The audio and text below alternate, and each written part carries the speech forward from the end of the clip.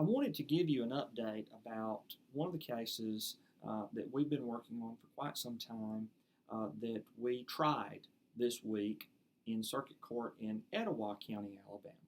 And we obtained a very significant civil judgment against the defendant in favor of our client, who was an elderly person that lived in the state of Florida.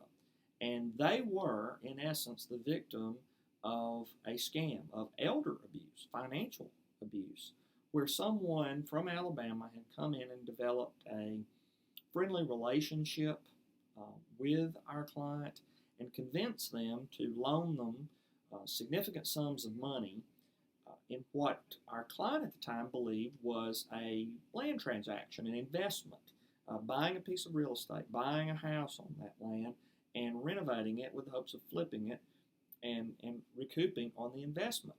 Now, this wasn't just a run-of-the-mill swindle. This was a very elaborate fraud by somebody who was experienced at this kind of thing, as it turned out.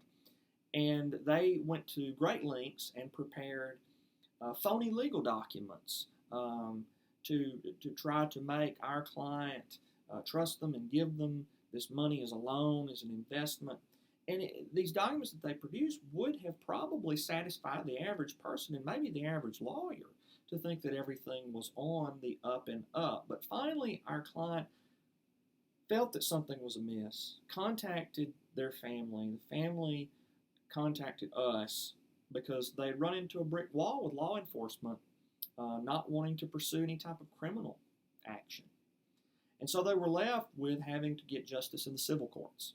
So we were hired, we worked with a private investigator, and we were able to fairly quickly discover that this was truly fraud, that there was sufficient evidence to go ahead and file a lawsuit based on fraud. And we did so. We got the defendant served. They hired an attorney, and they started litigating the case. They fought us the whole length of the way on discovery. And but we were able to get the documents that we needed. We subpoenaed thousands of pages of bank records. We obtained building permits. We obtained credit card statements. And we were able to document this very significant fraud that was perpetrated on our client.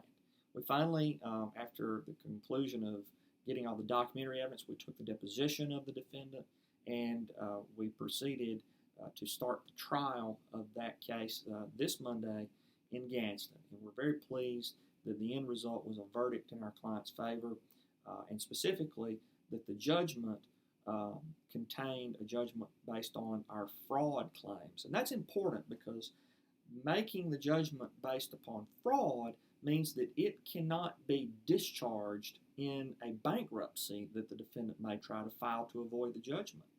So hopefully this judgment will be one that our client will be able to collect upon and recover money that was stolen from them, in essence. So the other thing that we're proud of, because we succeeded on our fraud claim, we did obtain a measure of punitive damages for our client, in addition to the compensatory damages interest that we won in the judgment. So we're very happy for him, and we're also very happy that we brought a level of finality to this case before Christmas. So that's just an update about one of our cases, and as we come to the end of the year, it reminds us all to kind of be thankful for what we have, and also, I think, to recall that we all have elderly family members probably out there, and it's good that we keep a close watch on them and make sure that they're not falling victim to the con artists that are out there every day looking to take advantage of someone. So I hope that you enjoyed this video, and hope that everyone has a Merry Christmas and a very happy New Year. Thanks.